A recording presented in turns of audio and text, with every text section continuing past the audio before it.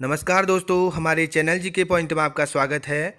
Ancient history में मौर्यकाल part 1 हमने आपके लिए अपलोड कर दिया था। मौर्यकाल पार्ट 2 लेके हम आपके बीच आज फिर से उपस्थित हैं। अगर आपने अभी तक हमारे चैनल को सब्सक्राइब नहीं किया है, जल्दी से लाइक शेयर कमेंट और सब्सक्राइब कर दीजिए ताकि आप तक इन महत्वपूर्ण क्वेश्चनों की श्रृंखला पहुँचती रहे। चलिए स्टार्ट करते हैं।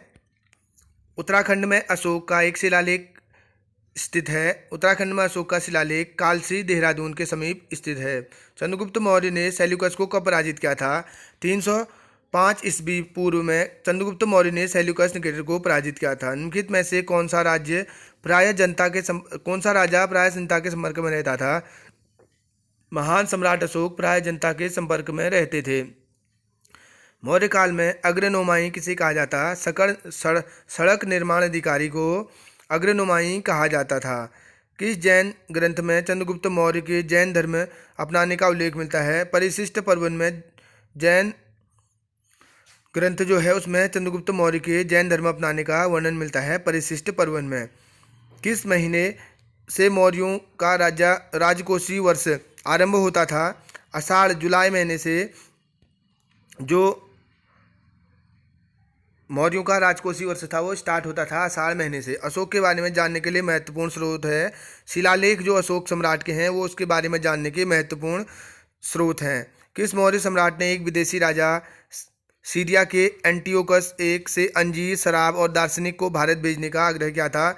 बिंदुसार सम्राट था जिसने विदेशी जो राजा सीरिया के राजा थे एंटियोकस फर्स्ट से अंजीर, शराब और दार्शनिक को भारत भेजने का आग्रह किया था। बिस्टी मौर्य काल में बिस्टी थी। बिस्टी एक बेगारी थी। किसके शासनकाल में डायमेकस भारत आया था? बिंदुसार के शासनकाल में डायमेकस भारत आया था। चंद्रगुप्त के शासन विस्तार में किसने मुख्य मदद की थी? चाणक्य ने चंद्रगुप्त के शासन विस्तार में मुख्य मदद की थी। निम्नलिखित किस शहर में अशोक का शिलालेख नहीं है? पाटलिपुत्र में अशोक का शिलालेख नहीं मिलता है। मौर्य काल में शिक्षा का सर्वाधिक प्रसिद्ध केंद्र था तक्षशिला। मौर्य काल में शिक्षा का सर्वाधिक प्रसिद्ध केंद्र था। जिसके ग्रंथ में चंद्रगुप्त मौर्य का विशिष्ट रूप से वर्णन हुआ है वो है विशाखदत्त।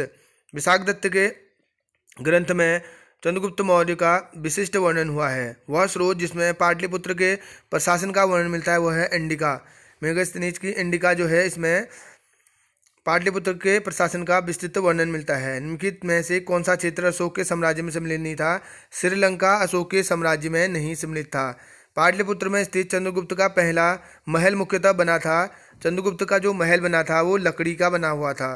किस अभिलेख से यह साबित होता है कि चंद्रगुप्त का प्रभाव पश्चिमी भारत तक फैला हुआ था? रुद्रदामन के जूनागढ़ अभिलेख से यह साबित होता है कि चंद्रगुप्त का प्रभाव पश्चिम भारत तक फैला था। प्रथम भारतीय साम्राज्य स्थापित किया गया? चंद्रगुप्त मौर्य के द्वारा प्रथम भारतीय साम्राज्य स्थापित किया गया था। प्रसिद्ध यूनानी राजदूत मेगास्थनीज भारत में किसके दरबार में आए थे? चंद्रगुप्त मौर्य के दरबार में यूनानी राजदूत मेगास्थनीज आए थे। अशोक ने 261 ईस्वी पूर्व में कलिंग को जीतने के बाद क्या किया था? भारी रक्तपात देखकर युद्ध की नीतियों को सदा के लिए अशोक ने 261 ईस्वी पूर्व कलिंग युद्ध के बाद त्याग दिया था। किस ग्रंथ में चंद्रगुप्त मौर्य के लिए ब्रसलबली निम्न कुल शब्द का प्रयोग हुआ है? मुद्रा राक्षस में चंद्रगुप्त मौर्य के लिए ब्रसलबली निम्न कुल का प्रयोग हुआ है।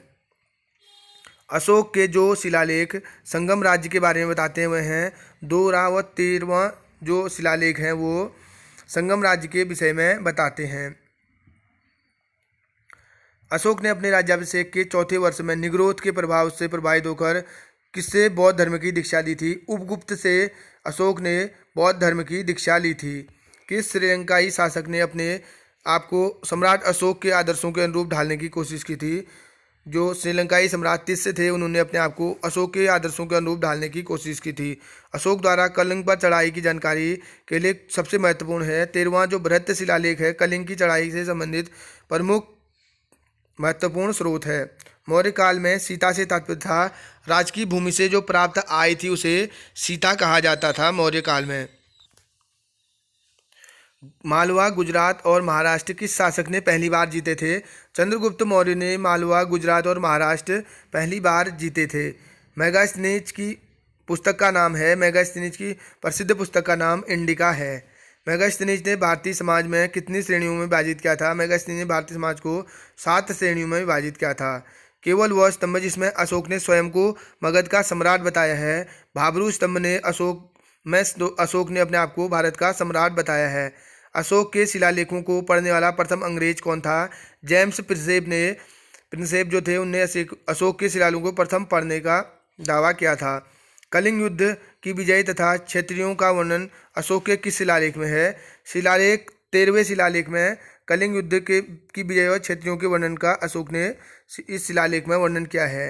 निम्नलिखित में से किस राज्यादेश में अशोक ने के व्यक्तिगत नाम अशोक का उल्लेख मिलता है? मास्की का जो शिलालेख है इसमें अशोक के व्यक्तिगत नाम अशोक का उल्लेख मिलता है।